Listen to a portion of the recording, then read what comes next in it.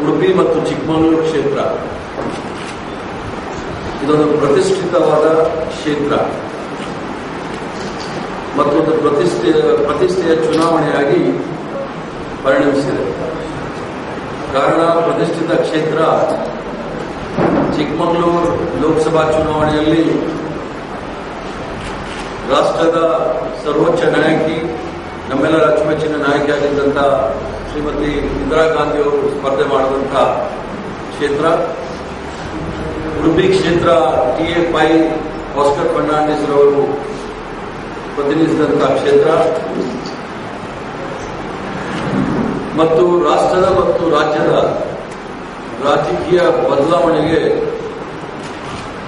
ಬುನಾದಿಯನ್ನು ಹಾಕಿದಂಥ ಎರಡು ಜಿಲ್ಲೆಗಳು, ಚಿಕ್ಕಮಗಳೂರು ಜಿಲ್ಲೆ ಇರುವುದು ಮತ್ತು ಅವಿಭಾಜ್ಯ ದಕ್ಷಿಣ ಕನ್ನಡ ಜಿಲ್ಲೆ, ಈಗ ಉಡುಪಿ ಜಿಲ್ಲೆ. ಈ ಚುನಾವಣೆಯಲ್ಲಿ ಕಾಂಗ್ರೆಸ್ ಪಕ್ಷವನ್ನ ಗೆಲ್ಲಿಸಬೇಕು ಅನ್ನೋ ಮೂಲ ಉದ್ದೇಶದಿಂದ ಎಲ್ಲ ಕಾಂಗ್ರೆಸ್ ಪಕ್ಷದ ನಾಯಕರು, ಕಾರ್ಯಕರ್ತರು ಸಹ ಇಲ್ಲಿ ತಮ್ಮ ಕೆಲಸದಲ್ಲಿ ತೊಡಗಿಸಿಕೊಂಡಿದ್ದಾರೆ. ಕಾಂಗ್ರೆಸ್ ಪಕ್ಷವನ್ನ ಯಾತಕ್ಕೋಸ್ಕರ ಆರಿಸಬೇಕು ಅಂತ ಹೇಳಿ ಜನಗಳು ಈಗಾಗಲೇ ತೀರ್ಮಾನ ತೆಗೆದುಕೊಂಡಿದ್ದಾರೆ. ಕಾರಣ ಇಷ್ಟೇ, ಕರ್ನಾಟಕ ರಾಜ್ಯದ ಕಡಲ ತೀರದ ಬಗ್ಗೆ ನಾವು ಮಾತಾಡಿದಾಗ ಕಡಲ ತೀರದ ಬಾಂಧವ ಅಂತ ಹೇಳಿ ಶಿವರಾಮ್ ಕಾರಂತರ ಹೆಸರು ಹೇಳ್ತಾರೆ, ಬಹಳ ಹೆಮ್ಮೆ ಅಂತ ಹೇಳ್ಕೊಳ್ತಾರೆ. ಈ ಭಾಗದ ಸಂಸ್ಕೃತಿ, ಕರ್ನಾಟಕ ರಾಜ್ಯದ ಸಂಸ್ಕಾರ, ಕಲೆಯನ್ನು ಸಹ ಬಿಂಬಿಸಿದಂಥ ಶಿವರಾಮ್ ಕಾರಂತರ ಕಡಲ ತೀರದ ಭಾರ್ಗವ ಈಗ ಹೆಸರು ಏನಾಗಿದೆ ಅನ್ನೋದು ನಾವು ಯೋಚನೆ ಮಾಡಬೇಕಾಗಿದೆ. ಮಲೆನಾಡು, ಹೆಸರುವಾಸಿಯಾದಂಥ ಮಲೆನಾಡು ಚಿಕ್ಕಮಗಳೂರು, ಇದಕ್ಕೆ ಯಾವ ರೀತಿಯಾಗಿ ಗರ ಹೊಡೆದಿದೆ ಅನ್ನೋದು ತಾವು ನೋಡಬೇಕಾಗಿದೆ. ಉಡುಪಿ ಕ್ಷೇತ್ರ, ಅದರಲ್ಲೂ ಸಹ ಅವಿಭಾಜ್ಯ ದಕ್ಷಿಣ ಕನ್ನಡ ಜಿಲ್ಲೆಯಲ್ಲಿ ತಾವು ನೋಡಿದಾಗ ಶ್ರೀನಿವಾಸ್ ಮಲ್ಯಾರ್ ಅವರಿರ್ಬೋದು, TA ಪೈ ಅವರಿರ್ಬೋದು, ಜನಾರ್ದನ್ ಪೂಜಾರಿ ಅವರಿರ್ಬೋದು, ವೀರಪ್ಪ ಮೊಯ್ಲಿ ಅವರಿರ್ಬೋದು, ಈಗ ಅವ್ರು ನಮ್ಮ ಪಾರ್ಟಿನಲ್ಲಿಲ್ಲ, ನಮ್ಮ ಸುಬ್ಬೈ ಶೆಟ್ಟಿ ಅವರಿರ್ಬೋದು, KK ಶೆಟ್ಟಿ ಇರ್ಬೋದು, ಆಸ್ಕರ್ ಫರ್ನಾಂಡಿಸ್ ಅವರು ಸತತವಾಗಿ 5 ಬಾರಿ ಇಲ್ಲಿ ಲೋಕಸಭಾ ಚುನಾವಣೆಯನ್ನ ಪ್ರತಿನಿಧಿಸಿದವರು, ಎಲ್ಲರೂ ಸಹ ಅವರದೇ ಆದ ರೀತಿಯಲ್ಲಿ ಮಹಾನ್ ಕೊಡುಗೆಯನ್ನು ಈ ಒಂದು ಕ್ಷೇತ್ರಕ್ಕೆ ಕೊಟ್ಟಿದ್ದಾರೆ. ಇಡೀ ರಾಷ್ಟ್ರದಲ್ಲೇ ಈ ಒಂದು ಜಿಲ್ಲೆಯ ಹೆಸರು ಜನಪ್ರಿಯವಾಗಲಿಕ್ಕೆ ಅವರೆಲ್ಲರೂ ಸಹ ಕಾರಣಕರ್ತರಾಗಿಲ್ಲ. ಎಲ್ಲೂ ಸಹ ಈ ಜಿಲ್ಲೆಗೆ ಕೆಟ್ಟ ಹೆಸರು ಬರಲಿಕ್ಕೆ ಅವಕಾಶವನ್ನು ಕೊಟ್ಟಿರಲಿಲ್ಲ. ಆದರೆ ಈಗಿರ್ತಕ್ಕಂಥ ಪರಿಸ್ಥಿತಿಯನ್ನು ನಾವು ನೋಡಿದಾಗ ಯಾವತ್ತೂ ಸಹ ಇಷ್ಟೊಂದು ಕೆಟ್ಟ ಹೆಸರು ಈ ನಮ್ಮ ಜಿಲ್ಲೆಗಳಿಗೆ ಬಂದಿರಲಿಲ್ಲ. ನನ್ನದೇ ಆದ ಒಂದು ಅಟ್ಯಾಚ್ಮೆಂಟ್ ಏನು ಈ ಜಿಲ್ಲೆಗಿದೆ ಅಂತ ಹೇಳಿದ್ರೆ, ನನ್ನ ಪೂರ್ವಜರು ಈ ಜಿಲ್ಲೆಗಳಿಂದ, ನನ್ನ ತಂದೆ ತಾಯಿ, ಅಂದ್ರೆ ನಾನೆಲ್ಲ ಹುಟ್ಟು ಬೆಳೆದಿರೋದೆಲ್ಲ ಬೆಂಗಳೂರು ನಗರ, ಹೆಮ್ಮೆಯಿಂದ ಹೇಳ್ಕೊಳ್ತಾ ಇದ್ದೆ ನಮ್ಮ ಪೂರ್ವಜರೆಲ್ಲ ಈ ಜಿಲ್ಲೆಯಿಂದ ಅಂತ ಹೇಳಿ. ಏನು ಕಡಲ ತೀರದ ಭಾರ್ಗವ ಅಂತ ಹೇಳಿ ನಾವು ಶಿವರಾಮ್ ಕಾರಂತ ಹೆಸರು ಹೇಳ್ತಾ ಇದ್ವಿ, ಈಗ ಕಡಲ ತೀರ ಅಂತ ಹೇಳಿದ್ರೆ ರೇವ್ ಪಾರ್ಟಿ ಅಂತ, ಕಡಲ ತೀರ ಅಂತ ಹೇಳಿದ್ರೆ ಪಬ್ಬಲ್ಲಿ ಹೆಣ್ಮಕ್ಳ ಮೇಲೆ ಅಲ್ಲೇ ಆಯ್ತು ಅಂತಾರೆ. ಕಡಲ ತೀರ ಅಂತ ಹೇಳಿದ್ರೆ ಇಲ್ಲಿ ಪದ್ಮಪ್ರಿಯ ಪ್ರಕರಣ ಇನ್ನೂ ನಿಗೂಢ, ಆ ಸಾವು ಹೇಗಾಯಿತು ಅಂತ ಹೇಳಿ. ಇಷ್ಟೊಂದು ಕೆಟ್ಟ ಹೆಸರು ಯಾವತ್ತೂ ಸಹ ಬಂದಿರಲಿಲ್ಲ. ಇವೆಲ್ಲಕ್ಕೂ ಕಾರಣ